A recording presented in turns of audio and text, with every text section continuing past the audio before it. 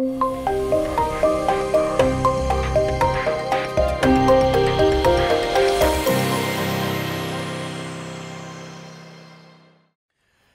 سویس جنیف ښار به نن او سبا د افغانستان په اړه د یوې نړیوالې غونډې کوربتوب کوي. اټکل کیږي چې په دې غونډه کې د 80 هیوادونو او نړیوالو سازمانونو استازي ګډون ترسره کړي. په دې ناسته کې تر 2024 کال پورې له افغانستان سره د مرستو د دوام د څرنګوالي او د سولې د خبرو په اړه بحث ترسره کیږي. د دې غونډې یوه بله برخه به د افغانستان سولې د روانو خبرو لپاره ځانګړې وي چې څه ډول کیدلی سي په افغانستان کې په رښتیني ډول د سولې روانو خبرو اترو ته زمینه برابره سي. تمه کیږي چې د افغانستان حکومت په دې غونډه کې د اصلاحاتو د رامنځته کېدو او د ځان بسیاینې په اړه خپلې طرحې نړیوالو ته وړاندې کړي، ځکه چې له 2024 کال وروسته به له افغانستان سره د نړیوالو په مرسته کې کموالی رامنځته سي. سلام، وخت په خیر. زه نعمت روان یم او تاسو د تودې خبرې د خپرونې لیدونکي یاست. زموږ نننی بحث هم همدې موضوع ته ځانګړی سوی دی. په بحث کې راسره میلمانه دي د حق او عدالت ګوند رئیس معین خان څمکنی، د اجرا ریاست مرستیال ویان فریدون خزون، په افغانستان کې د بشري حقونو د سازمان مشر لالګل لال او د ولسي جرګې غړی داود کلکانی هم په څو شیبو کې زموږ خپرونې ته راسي. تاسو ته ښه راغلاست ویل. خزون صاحب، په پیل کې تاسو ته راځو. حکومت له کومو امادګیو سره دغه غونډه کې ګډون کوي؟ کومو برخو کې زیاته امادګي دوی نیولې ده چې په افغانستان کې هغه ضرورتونه چې اړتیا چې اساسي په اوس وخت کې له کومو امادګیو سره تللی دي؟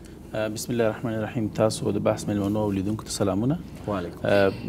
د بروکسل په کنفرانس کې افغان حکومت ځینې تعهدات کړي ول نړیوال ټولنې سره چې په راتلونکو 2 کلونو کې به دغه د خپلو کړو اقداماتو چې د دغو تعهدونو په برخه کې کېږي هغه به یو کنفرانس چې په سویس په جنیوا ښار کې ترسره کېږي هلته ګزارش ورکړي. نن د هماغه ګزارش ورځ ده. حکومت یو د متقابل حسابدهي یو چارچوب یو جامع سند چمتو کړی دی چې دغه سند به وړاندې کیږي. په دې کې هغه شپږ عمده تعهدات چې و چې له ټاکنیز اصلاحات، په مالي او اقتصادي برخه کې اصلاحات، په عدلي او قضایي بخش کې اصلاحات، د ښځو پیاوړتیا، له فساد سره مبارزه او په مدیریتي لحاظ یا په ملکي پروسه کې د ښځو د ونډې زیاتوالی و. په دغو مسایلو کې عمده کارونه چې شوي دي، خصوصا په دغو شپږو شاخصونو کې 200 شاخصه اصلاحات او اقدامات چې شوي دي هغه په دې سند کې ځای شوي دي. له نړیوال ټولنې سره په کابل کې د دوی له میاشتو استازو سره له مخکې نه شریک شوی دی. نن به سبا به رسما هلته وړاندې شي. موږ هیله من یو چې نړیوال ټولنه د دغو اصلاحاتو او د دغو اقداماتو په اړه مثبت نظر ولري او له دې نه هرکلی وکړي. بله، مؤثر څه دي خزون صاحب؟ مؤثریت په څه کې و چې مثلا هغه اصلاحات چې په دغو برخو کې راغلي دي، کومو برخو کې زیات اصلاحات منځته راغلي چې خلکو ته تقبل وړ وي؟ موږ په مالي او اقتصادي برخه کې ډېر اصلاحات راوستي دي. معنا دا چې 15 کاله مخکې یا 2 کاله مخکې 3 کاله مخکې هم په دې بخش موږ د تقنین له اړخه ډېر زیات ستونزې درلودې چې اوس تقنین کې ډېر تعدیلات راغلي دي، قوانین اصلاح شوي دي.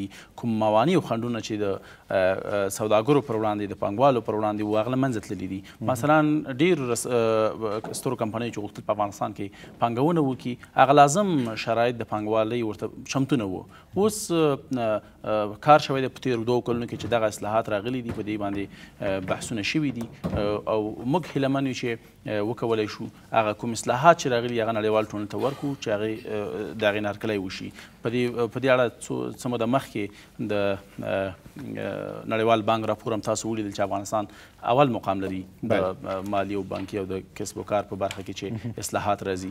نو موږ دغه اقدامات دي چې په مالي اقتصادي برخه کې شوي دي. د دې ترڅنګ له فساد سره مبارزه کې شوي دي. د فساد سره له فساد سره د مبارزې ملي ستراتیژي جوړه شوې ده. په 15 شاخصونو کې هلته بحث شوی، کار شوی دی چې د متهمینو تعقیب دی، همدارنګه د پیسو په شفاف ډول ترسره کېدل او په امنیتي اداراتو کې د اصلاحاتو رامنځته کېدل او نور مسایل شریک دي. د دې ترڅنګ د ښځو د پیاوړتیا په برخه کې کار شوی دی.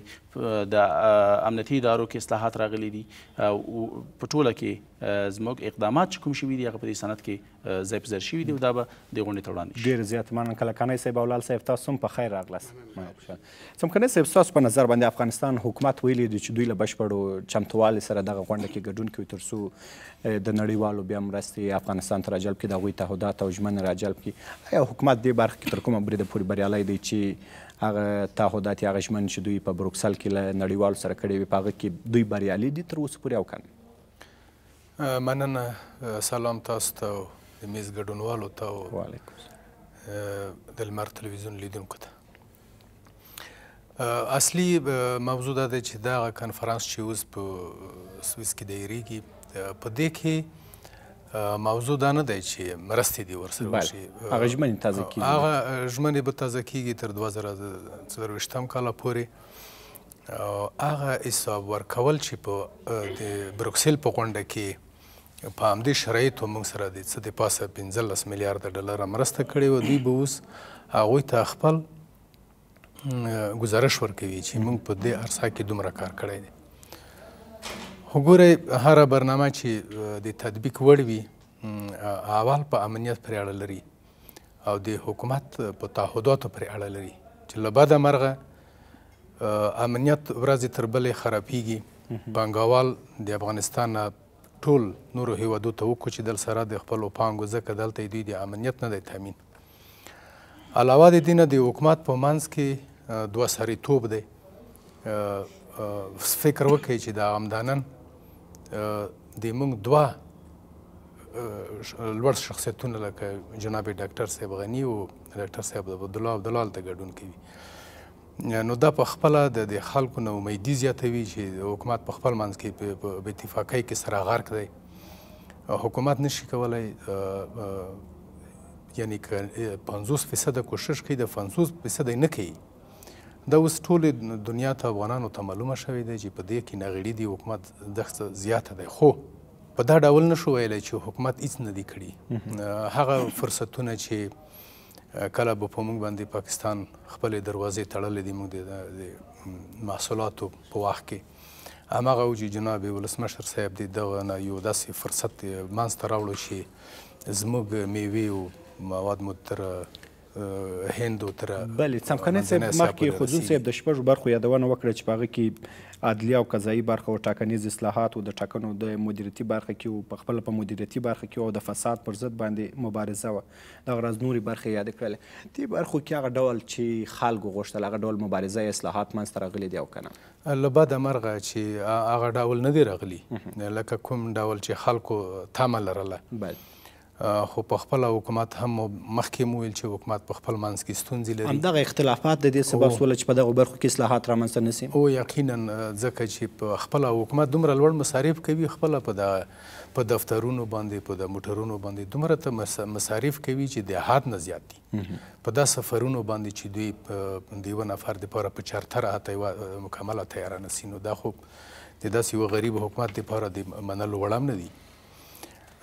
علاوه د دې نه د ښځو په برخه کې چې کوم ادعا کېږي چې حقوق یې سر ته رسېدلي دي، کوم حقوق؟ یعنې ښځې عملا په جنګ کې اوس وژلی کېږي، ماشومان وژلی کېږي، نو د کوم حقوق دوی ته ورکړلی شول؟ دلته د بیکارۍ کچه د حد نه لوړه شوه او د اداري فساد کې ګرچې پخوا اول کې ډېر ښه کارونه وشول. زه مثال راوړی شم لکه د کابل بانک چې په څه د پاسه 800 میلیونه ډالره بیرته د خلکو جیبونو ته راستانه شول. په وزارت دفاع کې د 800 میلیونو د ډالرو په کچه هماغه تدارکاتو کې څار وشو، وسپمولی شول. خو اوس په دې کې دا دی چې د دې نه وروسته بیا وضعیت ډېر د خرابۍ په طرف لاړو. بلې تاسو مخکې یادونه وکړه چې خلکو هغه ډول چې خلکو غوښتل هغه ډول اصلاحات او مدیریت کې هڅې نه دي ترسره سوي، مبارزه نه ده ترسره سوي. بیا حکومت وایي چې له پوره چمتووالي سره ځي. هغه ژمنه چې حکومت په تیر کې کړې وي هغه هم عملي سوي نه دي. کوم ډول چمتووالی دی؟ نو زما په نظر دوی دومره په ښه ځواکمنتوب سره دوی دغه چمتووالی نه لري همالته. یو به دا چې نړیواله ټولنه د مصلحتونو پر اساس باندې د دوی دا راپور ومني، دا یو جادویي حرکت وي. او که نه موږ چې په خپله ګورو، ولس سره ګوري، هماغسې نه دي شوي لکه څنګه چې ښایي. ډېره زیاته مننه. لال صاحب، ستاسو په نظر باندې افغان حکومت په تیرو 4 کلونو کې چې په بروکسل کې د نړیوال ټولنې سره کوم تعهدات یا ژمنې ترسره کړې چې په هغه 6 برخو کې چې مخکې خوځون صاحب یادونه ورته وکړله، ما یاد هم کړله، دغو برخو کې اصلاحات رامنځته کوي. دغه اصلاحات په درست ډول باندې راغلي دي؟ خلک څومره راضي دي؟ تاسو ورڅخه راضي یاست او که نه؟ د لوی څښتن تعالی په نامه باندې خپل سلامونه نیکې هیلې درنو مېلمنو ته او درنو لیدونکو تاسو ته وړاندې کوم. زما په اند باندې هغه توقعات چې نړیوال ټولنه د افغانستان د حکومت نه لري باید دوی نه لري، ځکه د حکومت په خپله باندې نړیوالې ټولنې د بندې کرغړنې پرېکړې په اساس باندې په وجود کې راوړی دی. کله چې حکومت په یو مسله کې لاس په کار کیږي نو بیا هم دا نړیواله ټولنه ده چې مداخله کوي. که د قانون حاکمیت کې حکومت لاس په کار شي یا د قانون اړونده ادارې لاس په کار شي بیا هم دا نړیوال ټولنه ده چې مداخله کوي چې دا داسې مه کوئ. یعنې څو ځلې په دې تېرو وختونو کې موږ څو داسې مهمې اساسي دغه لیدلي دي. په خپله باندې همدغه لکه څمکني صاحب چې اشاره ورته وکړه چې دغه دوه سری حکومت دی او که هر څنګه دی دا په خپله باندې د اساسي قانون ماتونه وه. د بلې خوا نه نړیواله ټولنه وایي چې په افغانستان کې د قانون حاکمیت باید تضمین شي او د بلې خوا نه همدغه حکومت خو په دې ولس باندې هم دوی مسلط کړی دی. په داسې یو فقیر ملک کې چې د هغې ملک 45% خلک مستقیما د لوږې د تهدید لاندې ژوند کوي. 3.5 میلیونه ماشومانې د مکتبونو نه پاتې، 1400 مکتبونه د ماشومانو پر وړاندې دروازې تړلې وي، 350 مکتبونه د زورواکو یا د امنیتي ارګانونو یا د مخالفینو د پوستو او د سنګر په شکل باندې استعمالیږي او ماشومان د هغې نه محروم وي. صحي خدمتونو ته د خلکو لاسرسی په نیش باندې حساب وي او همدغسې اوبه، صحي اوبه تاسو ګورئ چې په دغه کابل مرکز د صحي اوبه نه لري، نور هغه خدمات چې ولس څونه غوښتنې لري هغه نه لري. خو برعکس حکومت نړیواله ټولنه په دې باندې مجبوره کوي چې تاسو نوره مالیه هم وضع کوئ، نور ټکسونه هم وضع کوئ چې هغه د حکومت د خلکو د تاوانمندۍ نه پورته ټکسونه دي. چې همدغه یو علت چې اشاره وشوله چې بهرني سرمایه گذار د افغانستان نه پښې وباسي، د هغه یوازې د بدامنۍ مسله نه ده، دلته هغه زمینه سازي چې د حکومت ژمنې کړي دي او حکومت باید د هغې سره همکاري وکړي هغه هم تعهدات هغه ژمنې دوی سر ته نه رسوي. حکومت کې دغه ځواکمنتیا موجوده نه ده چې همدغه مشخص دا ځواکمنتیا په دې کې هم حکومت ملامت دی، هم نړیواله ټولنه ملامته ده، دواړه ملامت دي او هم ولس ملامت دی، هم سیاسیون ملامت دي چې د یو صحیح طرحې سره حکومت ته نه راځي، یوازې د قدرت او یوازې د ناوړه موخو دپاره چغې وهي، خو ولې یو سالمه طرحه چې هغه د خلکو د بهبود د هیواد د پرمختګ دپاره وي د هغې دپاره غږ نه کوي، هغې دپاره بیا څه نه دي، یوازې شخصي ګټې په نظر کې نیسي. نو په دې خاطر باندې کله چې حکومت تاسو ګورئ چې کله د حکومت کوم هغه راپورونه چې حکومت نړیوالې ټولنو ته ورکوي د کنونسنونو په حساب باندې نړیواله ټولنه هغه ګوري څیړي، د هغې په رڼا کې بیا وړاندیزونه غوښتنې لري، هغه غوښتنې ما لوستې دي، په هغې باندې ما کار کړی دی. کله چې حکومت هغه غوښتنه د لاس لاندې نیسي بیا هم دا نړیوال ټولنه مداخله کوي. تاسو وګورئ جان سپوکو د سیګار هغه وایي چې په افغانستان کې فکر کوم چې 14 میلیارده ډالر د مواد مخدر یا د نشه یي توکو د مخنیوي دپاره موږ مصرف کړي دي. تاسو وګورئ چې بدیل د دې خو دهقانانو په نظر باندې موږ نه دی لیدلی او که دغه 14 میلیارده ډالر نه 3 میلیارده ډالر که راخیستې مستقیما د دهقانانو سره هغه د پرمختیایي کارونه چې مثلا ویاله جوړېږي، بند جوړېږي، برق او سړک وغیره هغه د نورو پروژو نه تمویل. بلې دغه پیسې چې راغلي دي همدغه مرستې چې نړیوال ترسره کړې دي مخکې خزون صاحب یادونه وکړه چې حکومت په ډېرو برخو کې اصلاحات منځته راوړي دي، همدغه پیسې چیرې لګېدلې شته؟ ګوره دا د هغه انډیوالانو د حکومت مجبوري ده چې نړیوالو ته د دوی هغه پرمختګ ښیي. که په حقیقت کې موږ دلته وګورو د خلکو د ژوند باندې باید یو مثبت اثر شوی وي، دا چې ورځ تر بلې د خلکو ژوند باندې بد اغېزه کېږي، یعنې 45% دا مخکې تقریبا 15% وو، اوس 45 شاید اوس د دې نه هم ډېري، یعنې تقریبا 3.5 میلیونه خو مستقیما د ګواښ لاندې دي د خلکو هغه ژوند د لوږې او د دې په څنګ کې همدغسې که امنیت کې خواله راتلی، که د دوی اصلاحات درست وي په امنیت کې به خواله راغلی وي، که د قانون حاکمیت وي نن به خلکو په سترګو بندېدلی چې قانون حاکمیت یعنې څه، خلکو ته یو سوالیه نشان ګرځېدلی دی. نو موږ دا ویو چې نړیوالو غوښتنې دي چې دا د ماشومانو حقونه دي، دا د ښځو حقونه دي، دا فساد دی او دا ښه حکومتولي ده، دا د انتخاباتو اصلاحاتي مسایل که د ټاکنو اصلاحات دي، دا ټول زباني جمع خرڅ دی. موږ او دا یو شی دی افغانان په دې باندې لنډ وقفې وروسته بېرته راګرځو. قدرمن لیدونکو لنډه وقفه لرو، بېرته راګرځو.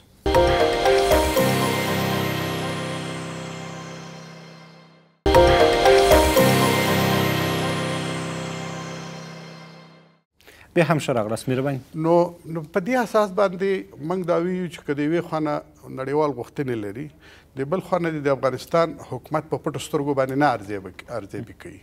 د افغانستان حکومت سره د دوی واقعي مرسته وکړي چې د افغانستان حکومت توانمند شي، په پښو باندې ودرېږي او هغه مرستې دې ورسره وکړي چې هغه اړینې دي، د هغې سره سمون رامنځته کړي. یعنې د دوی لاسوهنې د دې سبب شوي دي چې افغان حکومت خپلو ژمنو ته ونه رسېږي. 80% د دوی هغه غیر قانوني لاسوهنې دي چې دلته کیږي او د هغې علت هم دا دی چې حکومت ورځ په ورځ کمزوری کیږي او اصلاحات. دا که اصلاحات په خوله باندې حکومت هغه بیچاره خو د حکومت نماینده دی، په دې باندې به مجبور دی چې د خپل دغه نه دریځ نه دفاع وکړي.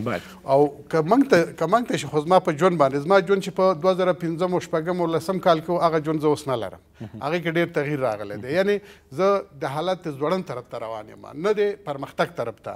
نو په دې اساس باندې زموږ حکومت ته هم هغه څه پکار دي چې د افغانستان حقیقي تصویر هغه ملګرو ملتونو ته او نړیوالې ټولنې ته وړاندې کړي، تر څو پورې هغې په وپوهېږي او د هغه مرستو دپاره چې هغه په ځای ولګېږي او درستې وي، د هغې دپاره غوښتنې ترې نه وکړي چې تر څو پورې هغې ورسره مرسته وکړي. که یوازې نړیواله ټولنه غولولي، هغه بېله خبره ده. ډېره مننه. کلکاني صاحب، ستاسو په نظر باندې مخکې ستونزو ته یادونه وسوله چې ستونزې زیاتې موجودې دي او هغه څه چې خلکو غوښتل او ولس غوښتل هغه ډول اصلاحات نه دي راغلي منځته. ما بیا حکومت څه ډول وایي چې دوی له پوره چمتووالي سره ځي او هغه ژمنې چې په تیر کې دوی په بروکسل کنفرانس کې له نړیوال سره ترسره کړي دي 80% یې عملي سوي دي. په داسې حال کې چې 1 کال 1.5 کال موده لا هم پاته ده. په رښتیني ډول باندې هم دغه څه موجود دي او که نه؟ بسم الله الرحمن الرحیم. سلام به بینندگان محترم، حاضرین محترم در میز، همکارای تکنیکی شما و شما. قسمی که دوستا اشاره کردن، یک سری مجبوریت ها حکومت افغانستان داره به خاطر از اینکه بتانه کمک های جامعه جهانی را و کمک های کشورهای که دونر هستن بر افغانستان جلب بکنه. و در بروکسل وقتی که کمک ها را برای حکومت افغانستان کشورهای کمک کننده ارائه کردن و اعلان کردن، اونا مشروط بود برای حکومت افغانستان که در قسمت شرط هایی که کشورهای کمک کننده بر افغانستان گذاشته بودن، اولا محو فساد مالی و فساد اداری در ادارات افغانستان بود که کمک های مردم جهان و کمک های کشورهای که به افغانستان کمک کردن، اونا همش در طول تقریبا 18 سال به هدر رفت.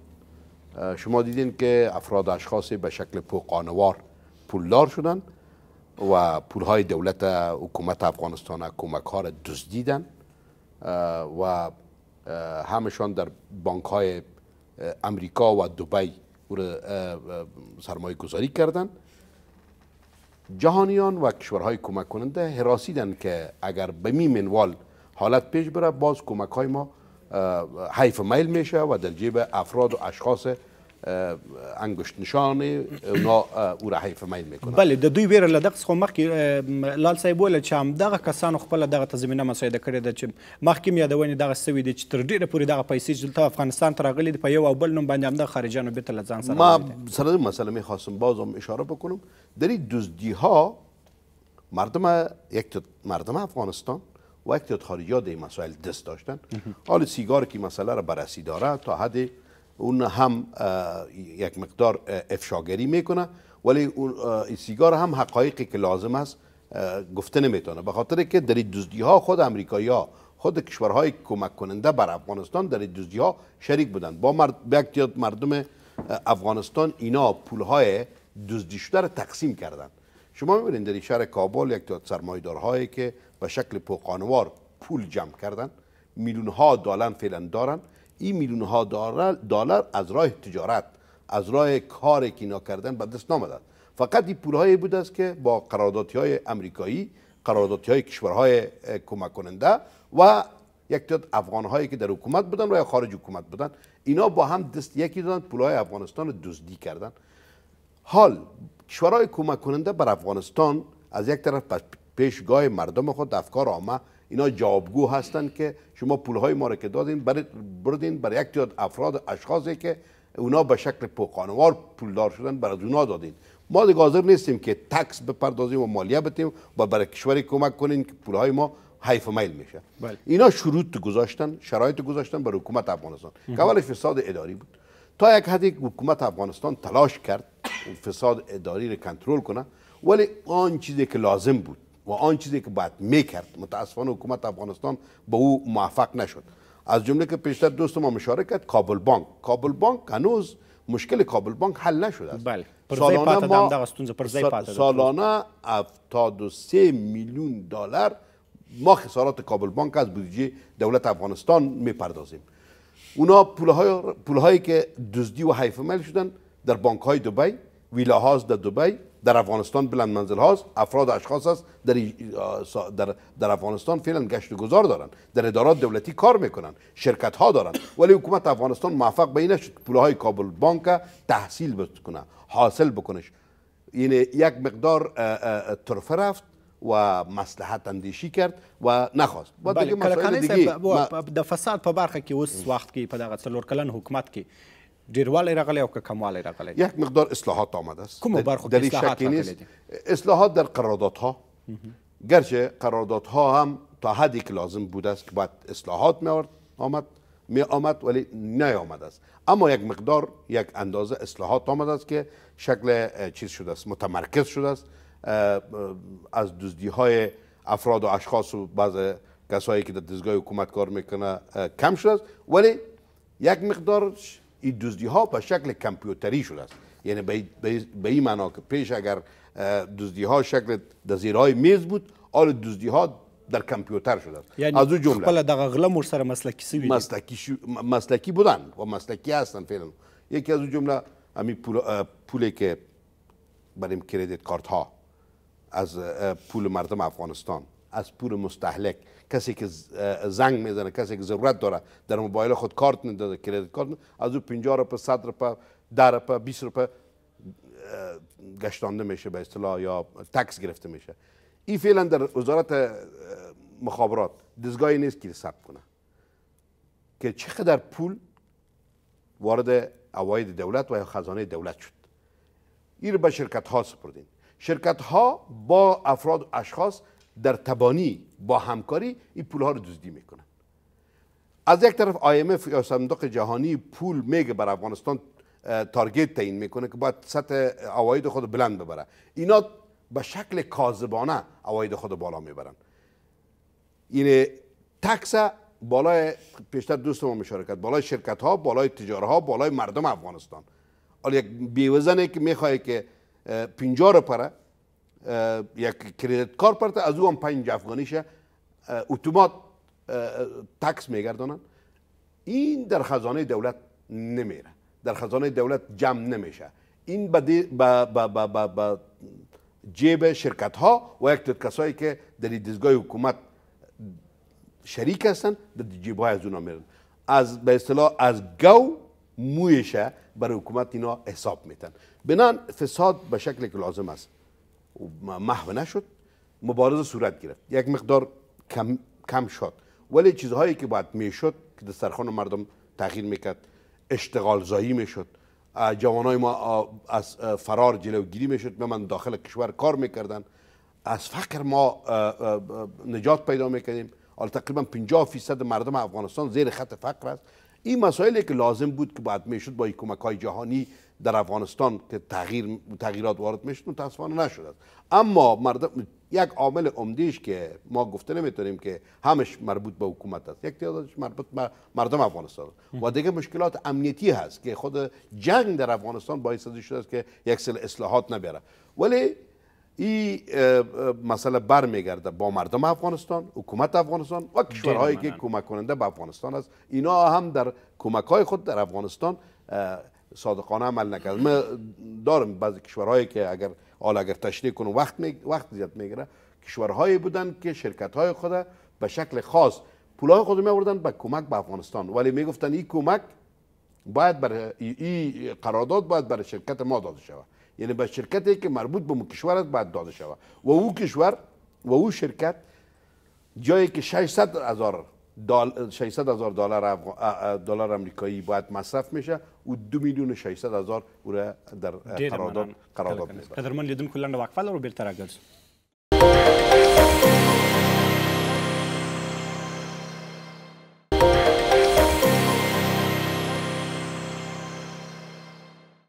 بیا هم ښه راغلاست. خو زون صاحب مخکې دوو ټکو ته ډېر مهمه اشاره وسوه. یو دا چې په دغه فساد برخه کې چې حکومت کوم مبارزه ترسره کړې ده بیرته همدغه خارجیان په دغه فساد کې ښکېل دي او زیاتره پیسې بیرته دوی د ځان سره وړي دي. او بل ټکی چې د قانون د عملي کولو په برخه کې حکومت کوم ګام اوچتوي همدغه نړیوال دی چې بیرته یې مخنیوی کوي. ولې حکومت نه دی توانېدلی یا ولې نه توانېږي حکومت چې همدغه نړیوال ته بیرته همدغه دوه ټکي ور یاد کړي چې که چیرې موږ قانون عملي کوو بیرته تاسو درېږئ. او د فساد په برخه کې تر اوسه پورې کوم داسې ګام حکومت نه دی پورته کړی د خارجیانو په وړاندې باندې چې بیرته دوی ته ور وښیي چې همدغه فساد تاسې کوئ او تاسو بیرته دغه پیسې له ځان سره وړئ. ګوري د اصلاحاتو خبره مخکې وشوه. اصلاحات یو پروسه او اصلاحات چې دا نن وشي او سبا نتیجه نه ورکوي. عموما موږ هر ځای کې چې اصلاحات راولو طبیعي دی چې هغه اصلاحات به خنډونه هم لري، هغه اصلاحات به نیمګړتیاوې هم لري او هغه اصلاحات به بریالیتوبونه هم لري. او دا بریالیتوبونه عموما د اصلاحاتو د یو سیستم کې چې اصلاحات راځي خصوصا دا ډېر زر نتیجه نه ورکوي. یعنی په دې معنا چې یو میاشت مخکې اصلاحات راغله 2 میاشتې مخکې نتیجه ورکوي. مخکې کلکاني صاحب مو ویلې فساد په کلي ډول باندې کم شوی دی په افغانستان کې، اما متاسفانه چې اوس هم فساد شته. کم په دې معنا نه چې 50% له منځه تللی یا حد اقل یا 80% له منځه تللی، مګر د فساد د مخنیوي لارې چارې چې دي دا په وچېدو دي. په هغه کوم لارونه چې فساد کېږي هغه لارې اوس په وچېدو دي. هغه اوس مثلا موږ مخکې په تېرو 13 کالو کې موږ له فساد سره د مبارزې یوه ښکاره ستراتیژي نه درلوده، مګر نن حکومت د یو ملي ستراتیژي جوړه کړې ده چې یو کاپي به نن په یو کال څه کېږي چې د تطبیق په حال کې ده او نن به نتیجه په بروکسل په جنیوا کنفرانس کې هم وړاندې شي. د دې ترڅنګ د تدارکاتو په ملي اداره کې ټول هغه کوم قراردادونه چې دي خصوصا په امنیتي بخش کې هغه کتل شوي دي. تاسو مختلف جنرالان او مختلف خلک چې په فساد کې ښکېلو یا له دندو ګوښه شول یا عدلي قضایي ادارو ته معرفي شول، تر څېړنو لاندې شو، دوسیې را بررسي شوې چې په تېرو 15 کالو کې کیدای شي دغسې یو کار نه وای شوی. د دې ترڅنګ موږ له نړیوال ټولنې سره په یو ښې همغږۍ سره کوم تعهد چې موږ کړی وو، موږ تعهد دا کړی دی چې موږ د هر یوې افغانۍ حساب چې افغانستان ته راځي د هغې حساب ورکوو. دا صحیح ده چې خارجیان خپل هم په فساد کې ښکېلو او هغوی هم په دې کې ډېره بارزه ونډه درلوده، مګر اوس سره دی چې کومکونه کم شوي دي. ترڅنګ د فساد د مخنیوي دپاره د افغان او نړیوالو دوستانو هڅې هم زیاتې شوي دي. مګر مثلا مخکې خبره وشو چې اقتصاد په ځوړ روان دی. موږ له یو مصنوعي اقتصاد څخه یو حقیقي اقتصاد ته ورننوځو. په 2002 کال نه دې خوا چې هرې پیسې راتلې چا یې حتی حساب نه ورکاوه چې څومره پیسې راغلي، څومره لاړې اداراتو مختلف حکومت کې، بیرون د حکومت نه، داخل د حکومت نه، خارجیانو سره حتی هیچا یو حساب نه درلود. مګر د بروسل له کنفرانس راوروسته دا مرستې حساب شدې دي. اما تر اوسه پورې تاسو به بل د تفتیش ادارې ریپورټ لیدلی وي، هغه ویله چې 290 میلیونه افغانۍ یوازې د ګلبدین حکمتیار پر تجهیزاتو باندې لګېدلي چې بې حسابه دي، تر اوسه پورې ثبت سوي نه دي. دې کې شک نشته، ما ویلې چې دې کې شک نشته چې فساد اوس هم شته په ځینو برخو کې، او فساد موږ په دې نه یو توانېدلي چې فساد په کلي ډول له منځه یوسو. مګر په نړیواله ردبندۍ کې افغانستان له اول مقام سره رالوېدلی دی. دا د حکومت کړنې دي، دا یو څه نمایشي مسله هم نه ده. ترڅنګ موږ د اقتصادي پیاوړتیا لپاره هم کارونه پیل کړي دي. سمه ده چې په مخکې یادونه وشو چې اوس لکه یوازې د جواز د یو عادي جواز د ورکړې مسله تر د 200 تر 1000 ډالر پورې پخوا فیس راته، مګر نن په 100 ډالر جوړېږي. مخکې به یوه نیمه میاشت 2 میاشتې وخت نیو، نن په یوه ورځ کې جوړېږي. یعنې دا سیستم بیخي عام شوی دی که نه. د دې ترڅنګ موږ د تعرفو، د ګمرکونو او د نورو مسایلو چې ستونزې موږ درلودې دا مسایل حل شوي دي. یعنې له یوې خوا ستراتیژیانې او پالیسۍ ساده شوي دي، هغه پروسیجرونه چې کوم هغه ساده شوي دي. له بلې خوا دا دي چې هغه مسله چې مثلا د امنیت مسله وه د بهرنیو پانګوالو لپاره، دا جدا په قانون کې په نظر کې نیول شوې ده. یعنې کوم اصلاحات چې راغلي دي د دې نتیجه ډېر زر کیدای شي محسوس نه شي، اما موږ په اوږد مهال کې کولی شو د دې نتیجه په ډېر روښانه ډول حس کړو. مثلا د صادراتو د ودې ستراتیژي موږ نه درلوده، مګر نن پالیسي موږ ورته جوړه کړې. د هغې دپاره د عملي کېدو ستراتیژي جوړه شوې ده چې اوس د تجارت پالیسي همدغسې بلې دغه اوسني وخت کې چې حکومت تللی دی، بلې د حکومت نمایندګان تللي دي، هلته به یو داسې ستراتیژي نړیوالو ته ښکاره کوي چې پر بنیاد په افغانستان کې اقتصاد پیاوړی کېږي کیږي او افغان حکومت به پر ځان بساینې ته رسوي. څه ډول ستراتیژي دلته فوکس تر ډېره پورې پر څه شي باندې دی؟ ګوره زموږ خو شپږ عمده تعهدات موږ کړي، موږ به د هغو ځواب ورکوو. تر څنګ زموږ فوکس ډېر په سوله باندې دی چې موږ وکولی شو نړیوال دوستان دې ته قانع کړو چې هغوی د افغان سول نه یو قاطع حمایت وکړي او له موږ سره همکاري وکړي چې موږ څنګه کولی شو افغانستان دایمي او تلپاتې سولې ته ورسوو. هغه جامع طرحه د سولې په اړه چې په کابل دویم کنفرانس کې حکومت وړاندې کړه، د دغې جامع طرحې نه استفاده وشي. همدارنګه نړۍ دې ته قانع شي چې د افغانانو په مالکیت او رهبرۍ باندې د سولې پروسس سره مرسته وکړي. د مذاکراتو د پیل لپاره د امریکا کومې هڅې چې شروع شوي دي یا د هر هیواد چې کولی شي همکاري وکړي، موږ د هغې هرکلی کوو. او دغه جزئیات چې اوس څه روان دي، څه کېږي، ځینې دوستان په هغه کې دا به شریکېږي ورسره، په هغې به بحث کېږي، بیا به د دې نتیجه موږ عمومي ناسته کې چې سبا ده هغې ته هم وړاندې کېږي او بیا بالاخره به نړیوال دوستان پرې نظر ورکوي. د دې تر څنګ زموږ بله مهمه مسله په افغانستان کې لکه مخکې چې یاده شو چې موږ تقریبا 45% تر فقر کرښې لاندې افغانان ژوند کوي. په دې باندې د خوړو د امنیت د تامین په اړه چې نن اجرایي رئیس د هغې رهبري کوي، دا غونډه به که یو ساعت وروسته د افغانستان په ټیم باندې پیل شي، هلته په دې باندې بحث کېږي چې څنګه کولی شو موږ په افغانستان کې د خوړو د امنیت د تامین او یا د اشتغال ځایي مسله هلته بررسي کړو او نړیوال دې ته قانع کړو چې له موږ سره مرسته وکړي.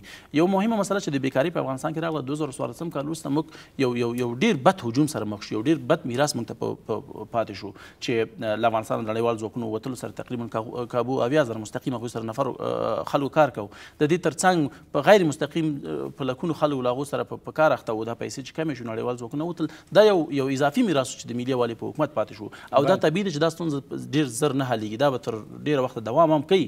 مګر کوم اصلاحات چې شروع شوي دي، کومې پروسې چې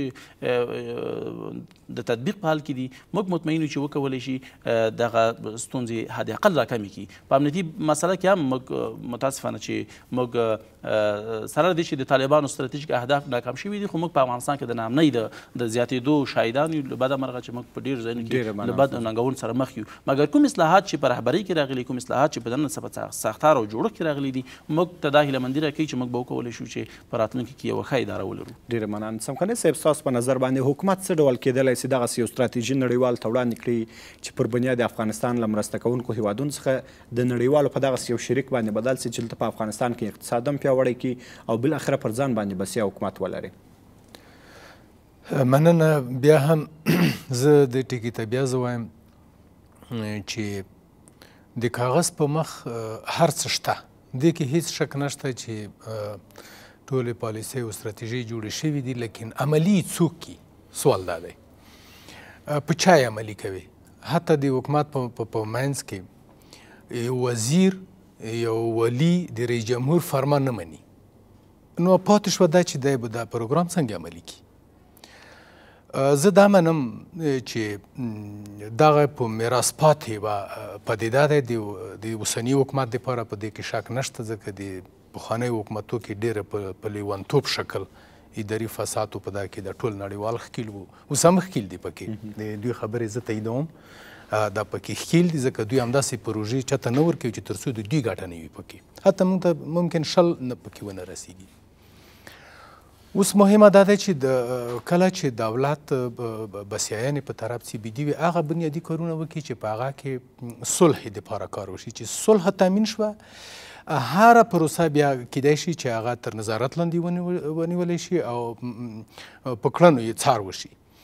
اوس ګوره په ډیری وختونو کې د ځوانانو دپاره د کار موندنې مسله ما په وار ورګلي دي، طرحې مو ورکړي دي، لیکن طرحې د کاغذو په شکل پاتې شي، څوک عمل نه پې کوي. اوس ګوره که چیرې حکومت د 5 کالو دپاره یو ور بودیجه منظوره کړي، واري کړي، یو کال د عادي کار پې وکړي، په د 4 کالو باندې د دوی هر وزارت 10 کارخانې او فابریکې واخلي.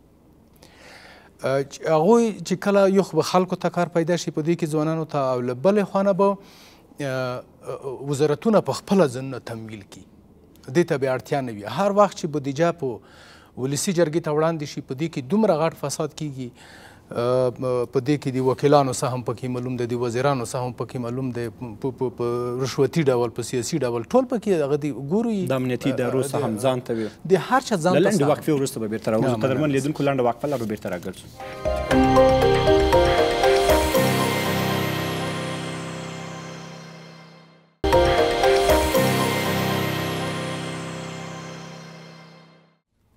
هم ښه راغلاست. مهرباني اوس پر کومو لارو چارو باندې کیدلی سي افغان حکومت دغسې یو ستراتیژي نړیوالو ته وړاندې کړي چې نړیوال ته هم د قبول وړ وي او هغه څه چې دلته په افغانستان کې روان دي په رښتیني ډول باندې او په صادقه ډول باندې افغانستان هغوی ته ووایي. اوس خو بیا هم زه وایم چې د کاغذ په مخ به کاغذونه په دوسیو کې یوسي هغلته به ګزارشات ورکړي هغه مجبور دی چې ورسره ویمني ځکه که وی نه مني افغانستان په ډېر بد حالت کې قرار لري نو هغوی به د سیاسي مصلحتونو په نظر کې نیولو سره ورسره مني ځکه دلته د مرستې ورکولو د ژمنو غونډه نه دی فقط د حساب ورکولو ژمنه دی خو نشي کولی حکومت چې په داسې اساس وخت کې دوی په تشکیلاتو کې تغییرات هم راولي د دې دپاره چې دولت په خپلو کارو باندې ښه قابو شوی وي اول دا دی چې دوی ځوانانو د کار دپاره کار پیدا کړي اوس ګوره که چیرې په 2 شفته اوس یو شفت لرو که 2 شفته شي کار که 1 میلیون ته موږ د کار زمینه برابرولی شو په صورت کې بیا 2 میلیونو ته برابریږي او هغه سرمایې پانګې چې د افغانستان نه لاړې دوبۍ ته که حکومت وکولی شي همغه ځای کې د کارخانې او فابریکې جوړې کړي د موږ ځوانان د دوبۍ ته وغواړي چې تر څو هلته کار شروع کړي که دلته د دوی د تهدید لاندې دي موږ ګورو هره ورځ د پانګوال زوی چا نیولی دی حتی داسې اسناد شته چې خپله د دولت خلک پکې لاس لري که یې پکې لاس ونه لري هیڅ ممکنه نه دی. بله د دغو اصلاحاتو لپاره څه کول پکار د حکومت ته په کور دننه باندې؟ اول خو دا دی چې افغانان بالخصوصا حکومت بیدي وي په خپله ژمنتیا کې صدیق وي ژمن شي ولس ته ژمنتیا ورکړي چې موږ ژمن یو موږ ملي یووالی لرو موږ د چا په فرمایشاتو پسې نه ګرځو صادقانه کار وکړو که چیرې صداقت نه وي د حکومت خپله داسې په یو شکل جوړ شوی دی چې اوس یو بل ته غوږ نه نیسي که چیرې غوږ دوی ونیوو دوی صادقانه کار وکړو حکومت قادر دی ځکه چې په تشکیلاتي لحاظ حکومت منظم دی لیکن کار یې کم دی. ډېر زیات مننه. لال صاحب ستاسو په نظر باندې د دې غونډې یوه مهمه برخه سوله تشکیلوي څه ډول کیدلی سي افغان حکومت دغسې یو سولې ته ورسیږي چې په هغه کې د نړیوالو ګټې یوازې د ځان لپاره نه وي بلکې د افغان حکومت او افغان ولس دپاره هم یا د نړیوال دپاره هم خپلې ګټې په سوله کې پیدا سي؟ ګوره د صلحې د راتلو دپاره 3 مهم ابعاد موجود دي. یو هغه بیروني ابعاد دي چې هغوی سوله په افغانستان کې آیا غواړي یا نه چې هغوی مستقیما داخل دي او زموږ وسه هم ورسره نه کېږي نه د حکومت کېږي او نه د ولس به ورسره کېږي خو ولس تر اوسه پورې وده دی دې ته مخه شوی نه ده چاره ویښ کړی نه دی سیاسون زموږ ویده دي نو دویم ابعاد په خپله باندې حکومت دی داخلي دی یا نور هغه ګروپونه دي چې هغوی نه غواړي چې سوله په افغانستان کې راشي. دریم ابعاد چې دی هغه پرمختګ دی سوله به د پرمختګ سره راځي. موږ د بیکارۍ نه شکایت کوو ټولو دوستانو په بیکارۍ باندې خبرې وکړلې خو که ځوان ته کار پیدا نه شي خو هغه مجبور دی ټوپک د خپل نفقې وسیله وګرځوي ټوپک واخلي اوس هم هغه ځوانان چې دي د کار خلک چې دي هغه دی که موږ وکاته چې دې حکومت په وخت کې تقریبا 1 میلیون نه پورته ځوانان یا 1 میلیون یا کم د دې ملک نه ونه واته ځمکې او هر څه یې خرڅ کړو څه چې نغدې لرلې ټول اروپایي هیوادونو ته لاړل که کار دلته وی دا خلک هېڅکله نه تلل. نو زه فکر کوم چې د سولې مهم اړخ چې دی چې د هغې سره سوله راځي هغه د پرمختګ دی. موږ ګورو په هیواد کې زیربنایي پروژې نه دې حکومت او نه تیر حکومت نه دي کړي مثالونه ډېر ګړندي دي. حکومت دا حکومت هم قراردادونه کوي هره ورځ چې ګوري قرارداد دی قرارداد دی خو دا ته وګوره چې د قرارداد د پلي کېدو زمینه څونه تا ته مساعد ده. د شاتوتو بند وګوره هغه د پکتیا کې یو بند د مچلغو بند وګوره 14 کاله کېږي چې دا بندونو جوړول شروع شوي. دغه ځای کې نږدې د ارک د لمنې لاندې د شاو اروس بند وګوره 8 کاله کېږي چې کار پرې شروع شوی ټول د یوې لیکه ته بند نه دی یو هغه مو زه خبر شوم چې هغې چاوت کړی د ایرانیانو ته ورکړی از برای خدا داسې خلکو ته قرارداد ورکوي نور په دې دنیا کې خلک کم وو چې هغوی نه غواړي چې د خپلې اوبه مدیریت وکړي. د دې په څنګ کې ګوره د کابل جلال آباد 2یم لین سړک دی په 2014 کال د اپریل په میاشت کې افتتاح شو. 3 کاله د جوړېدو موده وه چینایانو ته یې ورکړه هغوی داخلي زورواکانو ته قراردادونه ورکړه. دا باید په 2018 کال د اپریل په میاشت کې دا باید ګټې اخیستنې ته وړاندې شوی وی اوس څوم کال دی دغه 18 کال ختمیږي 2 کاله په دې باندې تیر شول او رئیس جمهور سره موږ یو لیدنه درلودله د هغه نه غوښتنه دا وکړه چې هره ورځ په دې لاره باندې دونه ملکي خلک د بهرنیو د طالبانو او د حکومت په بمباریو په وژنو کې دونه ملکي تلفات نه رامنځته کړي څونه چې د کابل جلال آباد په لاره باندې ملکي تلفات رامنځته کیږي د هغې نه علاوه څونه دغه لاره مهمه ده چې په اقتصاد باندې اثر کوي په امنیت باندې اثر کوي دا ولې دې لارې ته دا قراردادیان په افغانستان کې نور نه پیدا کېږي نو موږ ته یې څه وویل دونه غټ دروغ ولې چې موږ قرارداد فسخه کړی دی او د قراردادي په تلاش کې یو یو کال د دې لیدنې څخه د پاسه یو کال تیر شو هماغه قراردادي دی چې بیرته کار شروع کړی لکه میږي چې لګوي دغسې کار شروع کړی دی او سره کوم په هغه معیارونو باندې نه جوړوي چې کوم په قرارداد کې دی نو کله چې دغسې وضعیت د مدیریت وي چې هغه ته څه په څه کې قراردادونه پالیسۍ بله خبره ته وکړه موږ په افغانستان کې 2 کاله مخکې د ملکي تلفاتو د مخنیوي یا د خلکو د ژوند د خوندیتوب پالیسي جوړه کړه ملي پالیسي دغه پالیسي په کار ده چې پلي شوې وای د ملکي تلفاتو کچه راکمه شوې وای که نه موږ ګورو چې ورځ تر بلې د ملکي تلفاتو کچه لوړه ځي او دونه لوړه لاړله په دې کال کې چې هیڅ په تیر تاریخ کې هیڅ ساری نه لري نو دلته هر څه یوازې هغه دي چې هغه په خوله باندې دي او یا ستراتیجي یا قانون حکومت تر کومه بریده پورې ژمن پاتې سوی دی دغو برخو کې ما مخکې وویلی حکومت ژمن پاتې کېدلی هم نشي که چېرته حکومت ژمنې کوي دا ژمنې په دوی باندې بیرته تبدیلیږي بهرني مداخله کوي زورکان اول قانون د حاکمیت کې تاسو باور وکوئ چې په دغه په د عدلي او قضایي سیستم کې زموږ دونه سیاسي مداخلې موجودې دي دونه د چارواکو مداخلې موجودې دي همدغسې په ټاکنو کمیسیونو کې موجودې دي همدغسې په نورو کمیسیونونو کې موجودې دي مخکې دوستانو ورته اشاره وکړله چې په هر ګمرک کې وکیل هم ورسره شریک دی زورواکي هم شریک دی او د حکومت چارواکي هم شریک دی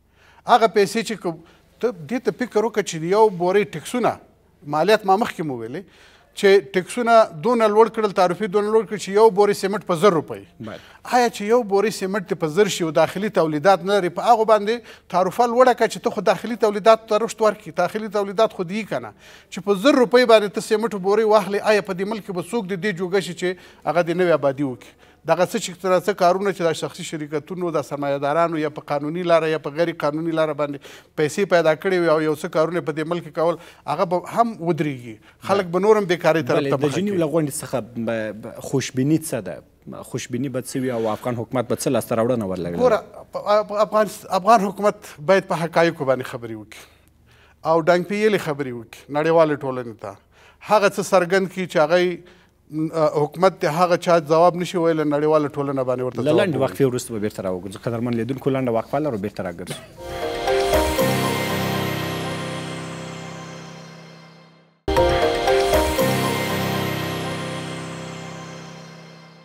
بیا هم ښه راغلاست لاسه په ډېر لنډ ډول باندې ګوره که هغه حقیقت او صحیح تصویر د ستونزو او د سمون دپاره چې کوم وړاندیزونه دي صحیح هغه ورکړي او که نه هغې ته هم په سترګو په خاورو کې خاورې اچولي وي ولس ته هم په سترګو کې خاورې اچولي هغه بېله خبره ده په سوونو مشاورین د اجرایه رئیس دي په سوونو د ولسمشر دي په سوونو د امنیت شورا مشاورین دي هغې کې ولې کموالی نه راولي همدغسې وزیرانو دي خوشحاله اوسئ ستاسو په نظر باندې کلکنی صاحب له کومو لارو چارو څخه کیدلی سي اقلا ولس لپاره حکومت هم حقایق وایي او نړیوال ټولنې ته هم هغه ستونزې چې اوس مهال په افغانستان کې موجودې دي هغه ورته ووایي او د هغو ستونزو پر بنیاد باندې چې کومې مرستې ترلاسه کېږي هغه پر ځای باندې مصرف سي اصلا حکومت افغانستان تعهداتی که میسپاره برای جامعه جهانی و به مردم افغانستان باید صادقانه باشه مشکل اصلی در این دیگه است که ما به خاطر چند روز کمک ها و یا کمپاین ها و یا بعض مسائل دیگه کاذبانه صحبت میکنیم با مردم و با جهانیان اگر ما واقعیت‌های اجتماعی افغانستان واقعیت‌های مردم افغانستان برای جهانیان هم بگوییم و برای خود هم یعنی در تعهدات خود صادقانه عمل بکنیم مشکلات حل میشه مشکل که بگویی که خارجی ها نمیدانن خارجی ها مشکل در داخل افغانستان میدانن اونا هم مجبوریت ها دارن و چاره ندارن با این حکومتی که فعلا است و با این نظامی که فعلا است مجبور هستن بسازن یعنی با نظام قبلی ما که رئیس جمهور کرزی بود و حال دکتر صاحب اشرف غنی است با اردوش مجبور بسازن با همون فساد با همین فساد باید بسازن ولی ما چون افغان هستیم، متحد به هستیم که وطن خود باید آباد بسازیم. لااقل ما باید صادقانه کار بکنیم، صادقانه تعهد بسپاریم و صادقانه عمل بکنیم. که پیشتری که لال صاحب گفت و دیگه دوستا گفتن فعلا هم مشکلات فراوان است در قسمت قراردادها، در قسمت یعنی پیشتر که بند شاه و عروس یاد کردن، بند مچلغور و سایر بندها را همش با کشورهای قرارداد کردین که او در او هم فساد است. با ایرانی ها قرارداد کردین، تقریبا با پاکستانی ها یعنی در این اواخر یک ایدیا پیدا شد که باید ما با کشورهای همسایه هم قراردادها را نتیم. پیدا کردن کمپانی های به اصطلاح کمپانی ترکی را ما امیر استقبال کردیم که واقعا کسی باید در این قراردادها رو بگیره که در این مسائل سیاسی و مسائل منافعشان مطرح نباشه. بند شاه و عروس تا فعلا فقط به شکل مورچه واره کار میکنن. درس پیدا کرده بود، بعد از او بازو درس ترزیق کردم، هنوز مشکلش حل نشده است.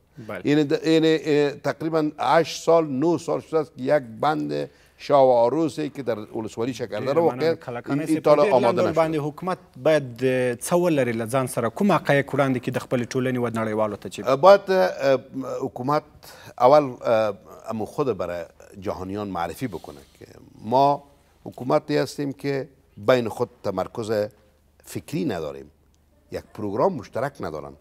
شما مشکلات رو میبینید، معاون اول رئیس جمهور یک مشکل، با رئیس اجرایی دیگه مشکل، با سیاسیون دیگه مشکل، با مردم افغانستان دیگر مشکل، با طالب دیگر مشکل. یعنی باید حکومت افغانستان لااقل یک انسجام ملی در داخل افغانستان به وجود بیاره، بعد برو به سوی خارجی ها. ډیر زیات مننه. خصوصا صاحب تاسو په لنډ ډول باندې له کومو لارو چارو څخه کېدلی سي حکومت د خلکو هغه قناعت ترلاسه کړي، د خلکو هغه باور ترلاسه کړي تر څو له حکومت سره له نږدې کار وکړي، همدغه خلک او همدغه حکومت بیرته پر پښو باندې ودروي؟ ګورې زموږ ټولې هڅې هم د همدې دپاره دي چې وکولی شو د خلکو قناعت ترلاسه کړو. دا سمه ده چې په ځینو ځایونو کې موږ مشکلات لرو، اما زموږ تمه دا ده چې وکولی شو کوم تعهدات چې ورکړل شوي دي هغه عملي شي.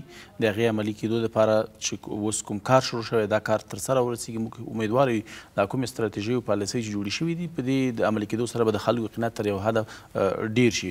متاسفانه موږ په ډېر په بعضو شرایطو کې یو چې اوس ډېره جګړه ده، موږ نورو کارونو ته ډېر زیات حکومت یا نه بېکاره کېږي یا دا ده چې زمینه نه ورته مساعده کېږي. موږ هیله من یو چې وکولی شو د خلکو قناعت حاصل شي او دغه رضایت چې دی دا پورته ولاړ شي. ډېره زیات مننه ستاسو له راتګ څخه قدرمن لیدونکو، له تاسو څخه مننه. وخت مو پای ته رسېدلی، تر بیا ښې چارې ولرئ.